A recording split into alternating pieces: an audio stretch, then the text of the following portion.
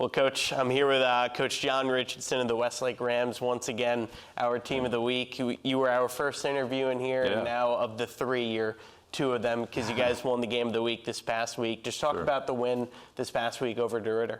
I think it was a big win. I think it was kind of a little bit of a measuring stick for us. It was the toughest team we'd played up to that point, and it was a really tough contest. And you know, we had to dig deep to come out and be able to win the game. So I think we grew a lot in that football game. You talked last week when we were talking to you guys for the game of the week previews. You were saying last week after that loss, everything kind of went downhill. So this was one you wanted to kind of get over that hump. Now you guys are 4-0 for the second time in 4 years. Right. I think everyone was like, well, they're 3-0, but they were 3-0 last year, you know, and that was kind of the thing, you know. And, you know, we've made a lot of progress, but we're still a team that's you know, building, and we got to continue to get better every week. We still have a long ways to go to get where we want to be by the end of the season, to be playing our best football going into the playoffs. I'm really proud of the kids, though. They came a long ways. We just got to we can't be complacent, and sometimes, you know, winning causes complacency, and we got to make sure that's not where we're at. We got to continue to get better because there's a lot of tough games on this schedule, including this week's. Yeah, you mentioned it right there. You guys host ERAT this week. They're 3-1. You were saying they're a touchdown away from being 4-0. So what is the challenge that this week provides for you? Well, guys? you know, they dress out about 85 players, and you know, they have a big fan following. I think it's going to be. We played them at the last gloves out. It's going to be a rowdy atmosphere when they come in. They're going to travel well.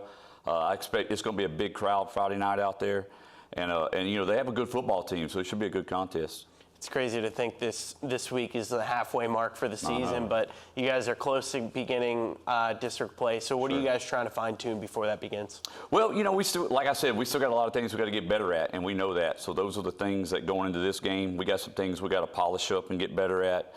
And you know, everybody's kind of in the same boat mid-season. You want to be in mid-season form, but I don't know if anybody really is that at this point in time, you know, but everybody has certainly progressed from week one, and that's what we're trying to do as well, just get better every week.